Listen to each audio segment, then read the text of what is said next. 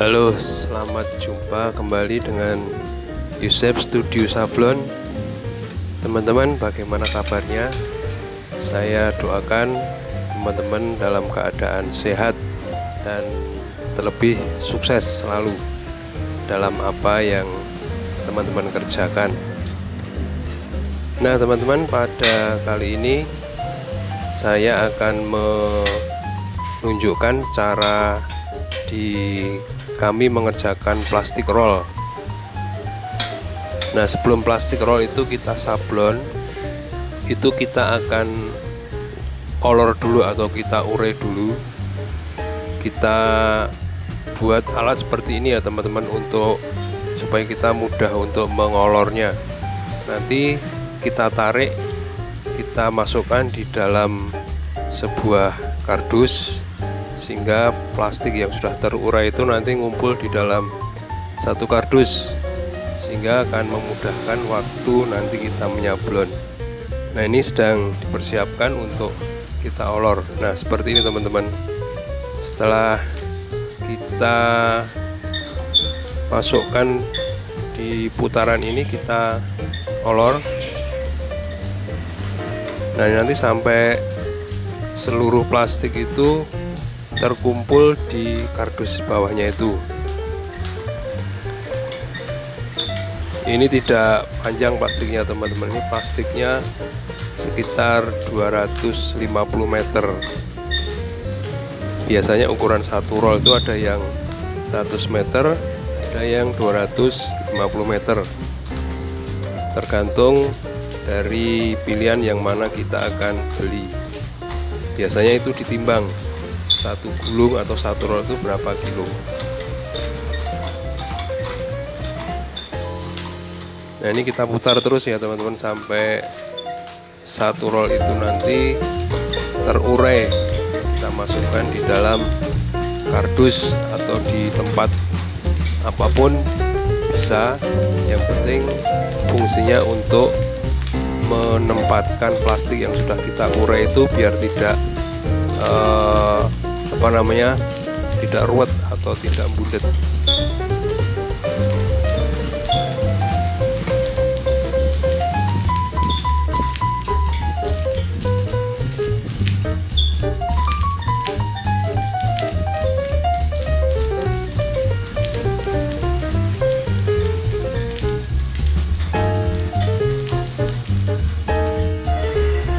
Ya, baiklah teman-teman, setelah plastik tadi kita urai atau kita olor, sekarang kita waktunya untuk menyablon.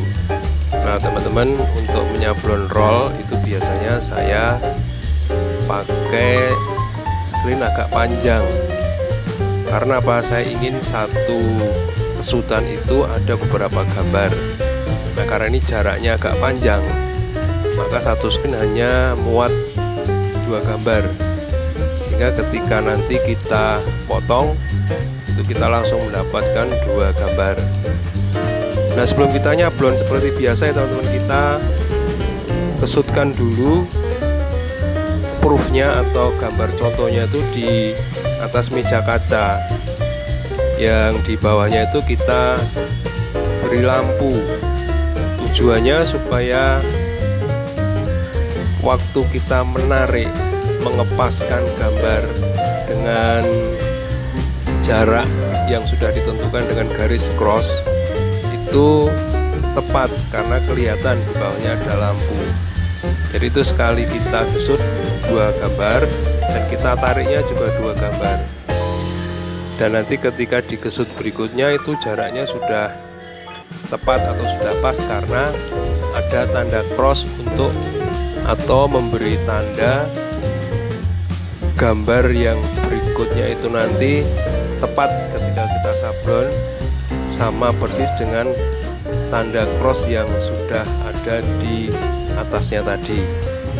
Nah, jadi ketika ini ditarik teman-teman ya, nah itu tanda crossnya kita buat tepat di tanda stiker yang kita pasang di meja.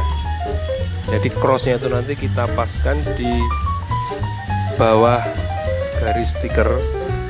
Nah, itu sudah jaraknya pas ke atas dan ke bawah, sehingga ketika digesut yang baru di sini itu nanti otomatis sudah sama jaraknya karena tanda crossnya sudah kita ukur pas. Nah itu maksudnya kita memberi tanda cross tadi. Nah mungkin bagi teman-teman atau di cara teman-teman beda, terserah, yang penting kita memudahkan untuk membuat tanda sehingga gambar satu dan gambar yang berikutnya itu jaraknya selalu sama. Itu saja fungsinya, sehingga kita bisa mendapatkan cara kita menggunakan cara kita masing-masing.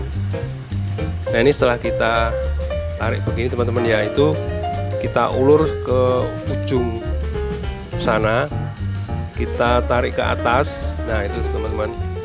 Nah kemudian kita putar kembali, tarik ke arah kita menyablon. Sebetulnya kalau itu semakin panjang itu akan semakin mudah kering atau cepat kering.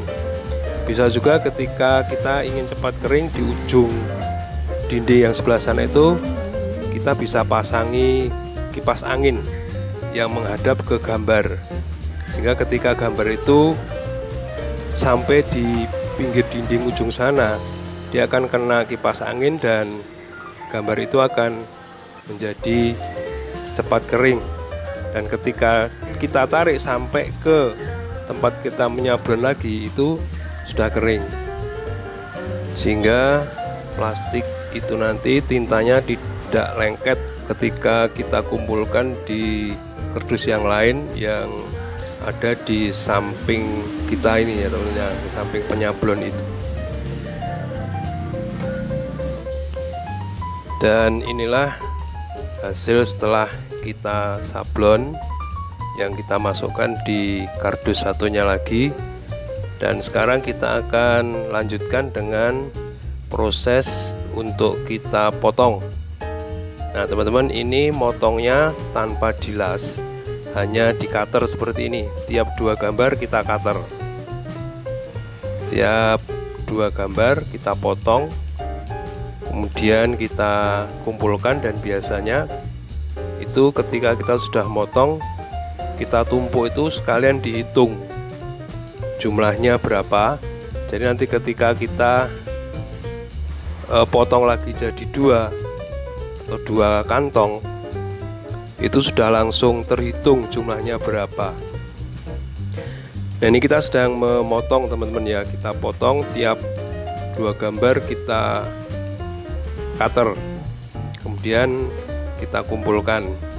Nah setelah itu, nah ini yang sudah dihitung, ini kita potong lagi jadi dua. Kalau tadi kita potong dari roll masing-masing dua gambar, nah sekarang dari dua gambar ini kita akan potong lagi menjadi per gambar, karena untuk bungkus snack nanti hanya dibutuhkan satu gambar. Nah kita potongnya tepat di tengah-tengah yang ada tanda cross, karena itu merupakan jarak panjang plastik yang diminta. Nah ini ada tanda crossnya, jadi itulah tanda untuk kita memotong plastik menjadi dua gambar. Caranya sederhana begini teman-teman, hanya kita menggunakan penggaris, cutter, dan meja di bawahnya itu kita landasi dengan kaca, sehingga memudahkan untuk kita memotong plastiknya. Nah kita pastikan semuanya terpotong sampai putus. Dan karena plastik ini nanti dipakai untuk snack yang dilipat teman-teman ya, atau menutupnya itu dilipat bukan menjadi kantong, maka plastik yang sudah kita potong menjadi satu gambar tadi, ini sisinya kita buang, sisi kiri dan kanannya kita buang atau kita kurangi, sehingga bentuk plastiknya nanti tidak kantong tapi menjadi lembaran tipis, lembaran sebelah plastik. Yang biasanya plastik itu kantong, nah ini pinggirnya kita buang, sehingga tinggal tersisa lembaran plastik. Karena snacknya itu nanti rupanya akan hanya dibungkus begitu saja, tidak dimasukkan dalam plastiknya. Nah, kita bisa lihat teman-teman, kita buang sedikit saja. Fungsinya hanya untuk membuka lembaran plastik menjadi satu lembar tipis.